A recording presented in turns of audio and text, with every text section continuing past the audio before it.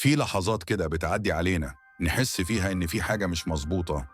تحس إنك كنت في المكان ده قبل كده، أو إنك قابلت الشخص ده قبل ما تقابله فعلا، أو تحلم حلم غريب تصحى تلاقي تفاصيله بتحصل في الواقع بعد كده. طب يا ترى دي صدفة ولا لمحة من واقع تاني؟ واقع ما نعرفوش بس عايشين جنبه من غير ما نحس.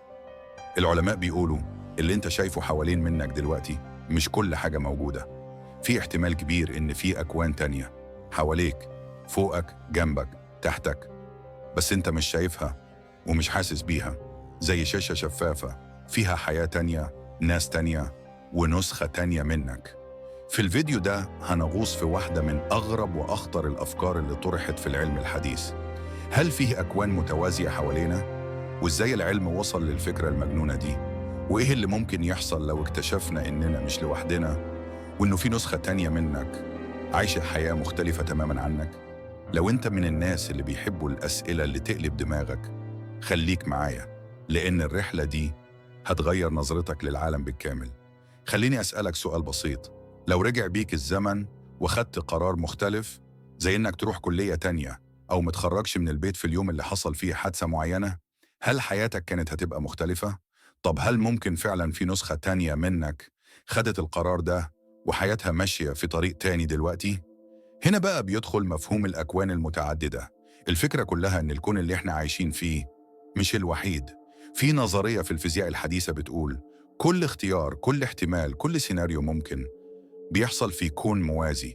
يعني الكون بتاعنا ده واحد من عدد لا نهائي من الأكوان، كل واحد فيهم بيحصل فيه حاجة مختلفة بسيطة أو مختلفة تماماً. في كون تاني أنت موجود فيه بس متجوز شخص مختلف، وكون تالت أنت فيه غني جداً، وكون رابع مش موجود أصلاً. الخيال ده مش جاي من كتب روايات ولا أفلام مارفل بس، ده علماء حقيقيين زي ستيفن هوكينج وماكس تيجمارك وبريان جرين تكلموا عن إن وجود أكوان تانية مش خيال، لا، احتمال علمي ممكن يكون حقيقي. طيب الأكوان دي شكلها إيه؟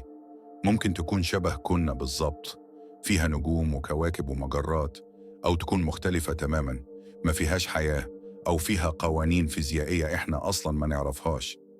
تخيل مثلاً كون الجاذبية فيه أضعف، أو إن الضوء فيه ماشي أبطأ من عندنا، أو الوقت فيه ماشي بالعكس. يعني إحنا فاكرين إن الكون هو كل حاجة، بس يمكن اللي إحنا شايفينه مجرد شباك صغير جداً، ورا الشباك ده في عوالم كاملة إحنا مش حاسين بيها. كل حاجة بدأت من فين؟ من نظرية اسمها الانفجار العظيم، بيج بانج، اللي حصل من حوالي 13.8 مليار سنة. العلماء لقوا إن الطريقة اللي اتولد بيها الكون ممكن تكون حصلت أكتر من مرة. يعني مش بس كنا هو اللي اتخلق، لا، أكوان تانية كمان اتولدت، كل واحد فيهم ليه قوانينه وظروفه. في كذا نوع من الأكوان المتعددة حسب العلماء. الأكوان المتوازية parallel universes، كون تاني شبه بتاعنا بالظبط، نفس الناس، نفس التاريخ، بس قرارات مختلفة. أكوان الفقاعات bubble universes، كل كون عبارة عن فقاعة، والفقاعات دي عمالة تتكون في فراغ كبير زي البوب كورن. أكوان بقوانين فيزيائية مختلفة، تخيل كون ما فيهوش جاذبية، أو الوقت ماشي فيه بالعكس. طيب الكلام ده كله نظري ولا في أدلة؟ في تجارب بتتعمل على مستوى الذرات والجسيمات، زي مصادم الهادرونات الكبير، اللي ممكن تكشف عن وجود حاجات بتحصل بره كنا.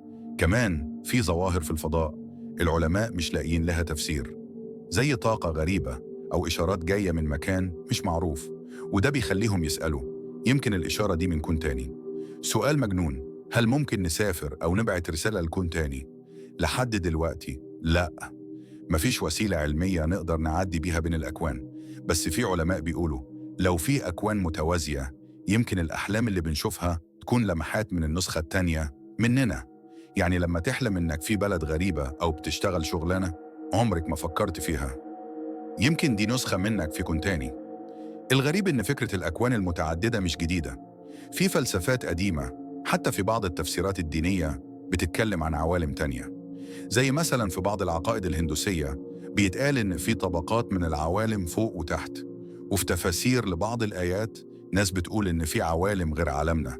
يعني ممكن يكون العلم بيقربنا من حاجات البشر كانوا بيحسوا بيها من آلاف السنين. تخيل بقى لو بكرة يطلع العلماء ويأكدوا أيوه في أكوان تانية حوالينا. هل هنقدر نكتشفها؟ هل ممكن نلاقي فيها كائنات؟ ولو قابلناهم هيبقوا مسالمين ولا مختلفين تماما عنا؟ وهل ممكن نلاقي نسخة تانية من نفسنا ونقابلها؟ سواء الأكوان المتعددة حقيقية أو مجرد نظرية، فكرة إن في نسخ تانية منك بتعيش حياة مختلفة بتخلي دماغك يلف وتفكرك إن العالم أكبر بكتير من اللي بنشوفه بعينينا. الكون مليان أسرار، وكل ما نكتشف حاجة نلاقي وراها 10 تانيين مستنيينا. ولو أنت بتحب النوع ده من الأسئلة اللي بتخبط في دماغك والمواضيع اللي بتخليك تبص للواقع بشكل مختلف، يبقى ما تنساش تعمل لايك للفيديو وتشترك في القناة، علشان رحلة الغموض والعلم لسه في أولها. وصدقني، اللي جاي أغرب وأعمق.